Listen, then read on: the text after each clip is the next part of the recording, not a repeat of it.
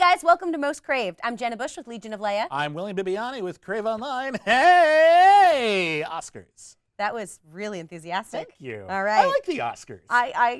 Yes. I think some people are sort of confused by the Oscars. Like, do they mean something? Do they not? They don't really mean anything to you in the audience. They mean a lot to the industry. They mean I got to write Oscar nominee or Academy Award winner every time I write someone's name. Oscar. Now you have to say the Oscar-nominated film 50 Shades of Grey whenever you mention 50 Shades of Grey from now on, because it's nominated for Best Song. No, I don't. But regardless, I know some people are like, oh, art shouldn't be a competition. And yeah, it shouldn't. But damn it, we get one thing that's comparable to the Super Bowl. Let me have it. Do you dress up? Do you dress up for a part when you go watch it? Oh, I totally do. I have a penguin suit, and as in it's actually like a penguin, and I wear it. And I wore it for one of our videos on Crave a couple of years ago too, when we predicted the Oscars. It was fun. I'm wearing a Batman onesie. Just it saying. was fun. Okay. So the Oscars were announced this week. We're very excited about it, and we're going to talk about. We're not going to talk about every single nomination because you can look it up really, really easily. We're going to talk about some of the big issues and stories that came out of it. And I think the first big one is, yay, Mad Max Fury Road. Yes, that makes me very, very happy. We actually got some sci-fi in Best Picture. Yeah. Between that and The Martian. Which is rare. I have a list up at Crave. It's all like the badass movies that have ever been nominated for Best Picture, which is about like 25, depending on what you think qualifies. It's pretty rare. Yeah.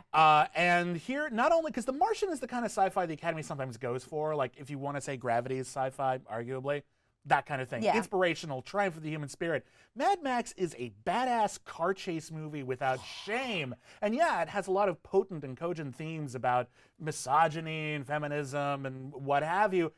It's a car chase movie. It's so cool. And it got 10 Oscar nominations. There's a guitar in it. There's the Duff Warrior.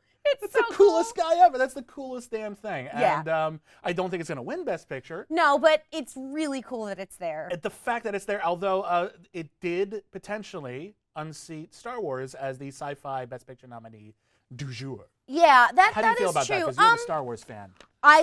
We all know that I love Star Wars. I mean, we all know that I loved this Star Wars.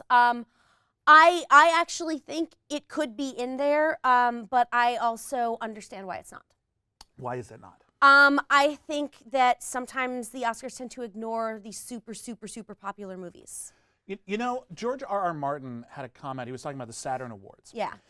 Which I think about a lot when I think about why Star Wars doesn't really need an Oscar nomination. He said, popular things don't need awards. Their award is they're popular. Well, there is that. It already won. But Mad Max was super popular. Think about Not as this. popular as We're Star still Wars. talking about the original Star Wars all the time. Yeah. We talk about Annie Hall a little bit more because it won Best Picture. Let it have it. Must we? It's fine. I don't know. I mean, I'm not. It would have been nice if it was in there, but I'm not, heartbroken that it's not. I mean, it's like, the most popular film of all time, so. We're fine. It's good. It'll be fine. And The Martian, it's about poop potatoes. It is about poop potatoes. Mm-hmm. And I want that on a shirt. Don't you? Yes. Uh-huh. You can pay me money for that. There you go. We have The Revenant on there, which, to be perfectly honest, not a fan. The Revenant, I think, is a good movie that has about a half hour too much nature footage in it. Just please stop with the shots of the trees. You don't understand. It's important that this is happening in under the world. trees. Yeah. No, and listen. There's incredible work in that film. Yeah, Great there cinematography. is. Incredible acting. Tom Hardy in particular blows my mind. I'm really, really happy he gets his first Oscar I like the nomination bear. this year. Bear's cool. I like the bear. It just was. Oh. Well, and there's an issue here where The Revenant is one of those films where sometimes a film goes into the Oscars with a story. Right. Like Good Will Hunting was a story because these no-name actors, Matt Damon and Ben Affleck, wrote a screenplay and became a big hit. Yeah. King's Speech was a story because the screenwriter was a stutterer who wrote a story about stuttering, and now it's a big hit. The Revenant story is making this movie was hell. Apparently it was really, really hard to even get to the set. They only shot a couple hours a day. DiCaprio actually had to crawl inside dead animals or something. And I wonder, and I'm going to say this right now, because I think Iñárritu can be a very impressive director. Absolutely. I'm not a fan of everything he does. I wonder if Best Director needs to be the director who put his crew through hell. Is that the best director? Yeah, I don't know. I'm going to go with George Miller on this one. One thing I want to talk about in the supporting actress category, we have not one but two nominations for Rooney Mara in Carol and Alicia Vikander in The Danish Girl, who were arguably, and in various other awards bodies, were declared lead actress performance. A lot of people wonder why that is. A lot of people wonder how that happens. And the issue here is that the Academy Award body that votes for Best Actors, they get to decide what category it's in. They're the only category that gets to do that. You don't get to say, well, it wasn't cinematography. Like, you can make that choice. And I know some people are like, well, they had a better chance in Best Supporting Actress this year. I don't necessarily even think that's true. No, I don't think that's true this year. But that happens sometimes where people get pushed in various advertising. Yeah. But there's also an issue of a lot of people who vote for these things, and I've talked to some people who do, a lot of people think that the lead performance isn't necessarily the protagonist of the film, it's the showiest performance. And I don't think that's true. I don't either. This happened before, if you'll recall, with Training Day. Yeah. Both Denzel Washington and Ethan Hawke were nominated. Ethan Hawke is the protagonist of that movie. He's the one who changes. Yeah. He's the one who actually goes through an arc. Denzel Washington is his supporting character, but they were nominated in opposite things, and Denzel won. Right.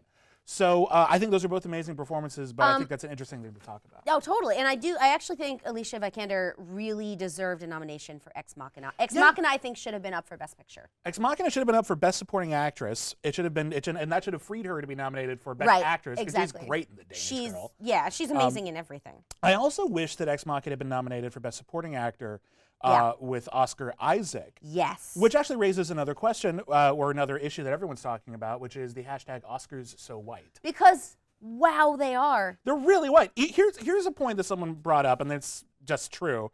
The Oscars are so white this year, the only nomination for Straight Outta Compton is for 2 white screenwriters. Mm-hmm. I think 2, maybe 3. Yeah. I don't know. Like, that's how white this is. Like, that's really white. Yeah, and honestly, Straight Outta Compton was incredible. Whatever my issues are with things they left out of the actual real story, the performances were mind-blowing. How do you leave these boys out? Jason Mitchell, awesome. my O'Shea Jackson, God. awesome. Corey Hawkins. Yeah, awesome. Incredible. Absolutely Fantastic. incredible. Some people have argued that this is a good reason why we need an ensemble cast award at the Oscars, and maybe we do. Yeah. But yeah, no, when you think about it, like sometimes there have been issues where the Oscars have been very, very white, and the fundamental issue is that there weren't a lot of great films about people of color. And no, this year there's a ton.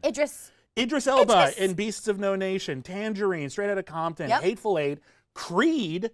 Oh my God, Creed. Why is Creed not on here more? Creed got Sylvester Stallone, which, good for him.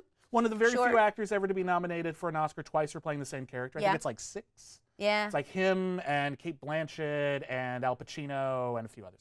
I should have written that down. But good for him. But seriously, it's getting a little ridiculous. Yeah. And the thing you have to remember is that the Oscars aren't just an academy, they're a demographic. Right. You're making a movie for a demographic, and if an entire demographic likes it, you win. Yeah. The Oscar demographic is predominantly white men over the age of, I want to say 63, it might even be 73. Probably. Yeah. So yeah, that's an issue maybe we should talk about. Well, because you know what, someday. there just like Maybe a we should lot get of around to issues that. that have happened recently.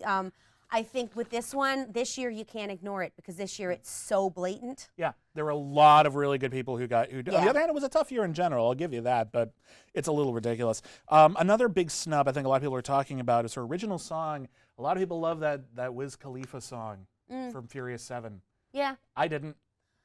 You know, didn't. my musical tastes tend to be rather heavy metal, so I feel unqualified. I like Wiz Khalifa a lot, but the problem with that song is if you listen to that song, it's really unclear if he's talking about Paul Walker or Paul Walker's character from the film.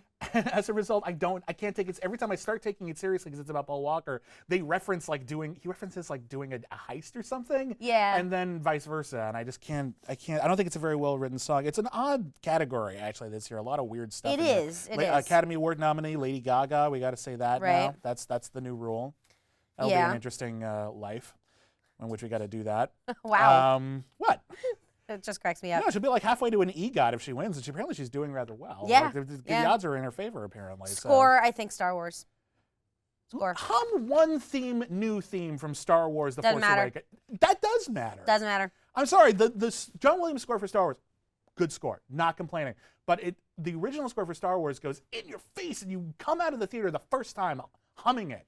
This one themes, even though they come from the other film, it doesn't matter. No, I think the original score, if it's possibly Ennio Morricone for The Hateful Eight because he's never won a competitive Oscar before. Right. He did win a Lifetime Achievement Award and well deserved. But honestly, Carol Carol is an incredible. That was also music wonderful. Score. Yeah. I will give you that. I wasn't the hugest fan of Carol, but that score. I really liked Carol a lot. Fantastic. The person I'm rooting for, I think, more than anyone else, is Roger Deakins. Yeah. If you don't know who Roger Deakins is one of the greatest cinematographers who ever lived. He's been nominated for an Oscar 12 times? I don't know if it's 12 or 13. And he's never won. And he did everything from Skyfall to The Shawshank Redemption to Oh Brother, Where Art Thou? And yeah, he's never won. The poor bastard. And Sicario looks amazing. Yeah, it really does. I actually would argue it's the best looking film out of all the nominees. So I really, really hope he gets it this year. It's pretty incredible. Oh, and for directing, Ridley Scott. Oh, complete snub. Why are you not there? A lot of people thought he would actually win this year. Like this would be the time. Like he's had a film that won Best Picture, but he lost Best Director. Yeah. That sucks. And I think The Martian was a really, really good example that Ridley Scott is multifaceted. Yeah. Because I think we tend to think of Ridley Scott as doing the same movie over and over again, and that's not And true. this is definitely not that. Well, it's never strictly been true. No, that's true. The guy who directed Matchstick Man is not the guy who directed Alien, but it totally is. Yeah. So that is too bad. And there's a lot of great people got snubbed. A lot of great people did get nominated, though. I'm very, very proud that the animated feature film category is almost entirely full of independents and foreign which films. is really cool. That's No Good Shaun the Dinosaur. When Marnie was there was incredible. Shaun the Sheep is incredible. Anomalisa is incredible. Haven't seen Boy in the World yet, but I will. Nice. I like with the elbow. Thank you. That's good. So everybody, let us know what you thought of the Oscar nominations. What ticks you off? What makes you happy? What makes you go, hmm? And you can do that here on Twitter @MostCraved or in the comments section or wherever you're watching this particular video. And we would like to go out on a moment of silence for the dearly departed David Bowie and Alan Rickman, who both died this week. You will be missed.